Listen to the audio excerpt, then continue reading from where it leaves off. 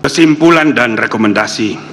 Kesimpulan, menimbang bahwa berdasarkan uraian duduk perkara fakta-fakta yang terungkap dalam rapat dan sidang permisaan serta pertimbangan hukum dan etika di atas, dapat disimpulkan hal-hal sebagai berikut.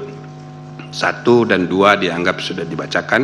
3, para hakim terlapor secara bersama-sama terbukti tidak dapat menjaga keterangan atau informasi rahasia dalam rapat permusyawaratan hakim yang bersifat tertutup sehingga melanggar prinsip kepantasan dan kesopanan.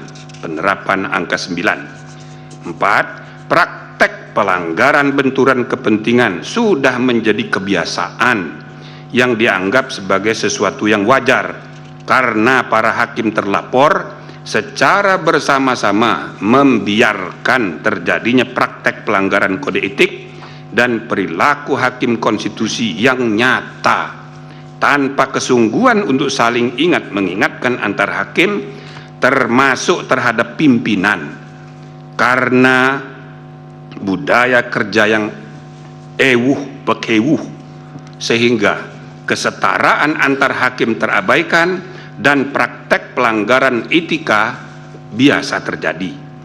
Dengan demikian, para hakim terlapor secara bersama-sama terbukti melanggar Sabta Karsa Utama, prinsip kepantasan dan kesopanan. Penerapan angka 1. Rekomendasi, menimbang bahwa dengan bertolak dari hal-hal serta fakta-fakta yang ditemukan selama berlangsungnya proses persidangan Majelis Kehormatan Mahkamah Konstitusi, Majelis Kehormatan memandang penting merekomendasikan hal-hal berikut. 1.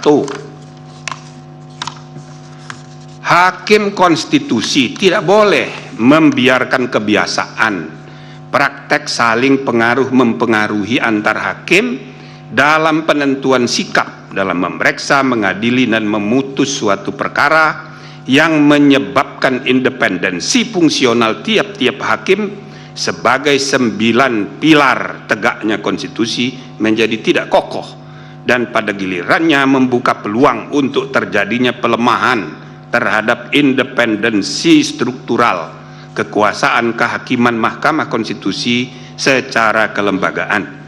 2. Hakim konstitusi tidak boleh membiarkan terjadinya praktek pelanggaran kode etik dan perilaku hakim konstitusi yang nyata tanpa kesungguhan untuk saling ingat mengingatkan antar hakim termasuk terhadap pimpinan, karena budaya kerja yang ewuh pekewuh sehingga prinsip kesetaraan antar hakim terabaikan dan praktek pelanggaran etika menjadi biasa terjadi.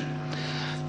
Hakim konstitusi harus menjaga iklim intelektual yang syarat dengan ide-ide dan prinsip-prinsip pencarian kebenaran dan keadilan konstitusional yang hidup berdasarkan nurani yang bersih dan akal sehat yang tulus untuk kepentingan bangsa dan negara, tercermin dalam penulisan pendapat-pendapat hukum dan dalam permusyawaratan dan perdebatan substantif di antara para hakim untuk menemukan kebenaran dan keadilan konstitusional yang hidup itu sebagaimana mestinya.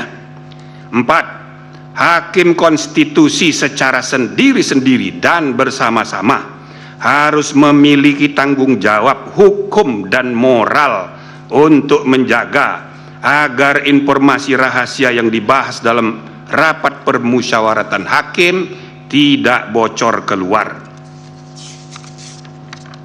Amar putusan, mengingat Undang-Undang Nomor 24 Tahun 2003 tentang Mahkamah Konstitusi yang telah diubah terakhir dengan Undang-Undang Nomor 7 Tahun 2020 tentang perubahan ketiga atas Undang-Undang Nomor 24 Tahun 2003 tentang Mahkamah Konstitusi dan Peraturan Mahkamah Konstitusi Nomor 1 Tahun 2023 tentang Majelis Kehormatan Mahkamah Konstitusi, memutuskan, menyatakan: 1. Para hakim terlapor secara bersama-sama terbukti melakukan pelanggaran terhadap kode etik dan perilaku hakim konstitusi sebagaimana tertuang dalam Sabta Karsa Utama, prinsip kepantasan dan kesopanan.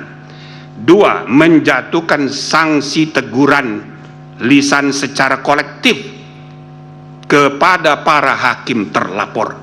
Demikian diputus dalam rapat Majelis Kehormatan oleh 3 anggota Majelis Kehormatan, yaitu Jimli As-Sidiki sebagai Ketua Merangkap Anggota, Wahiduddin Adam sebagai Sekretaris Merangkap Anggota, dan Bintan R. Saragih sebagai anggota pada hari Jumat tanggal 3 bulan November tahun 2023 dan hari Senin tanggal 6 bulan November tahun 2023, dan diucapkan dalam sidang pleno Majelis Kehormatan Mahkamah Konstitusi terbuka untuk umum pada hari Selasa tanggal 7 bulan November tahun 2023 selesai diucapkan jam 16.43 oleh 3 anggota Majelis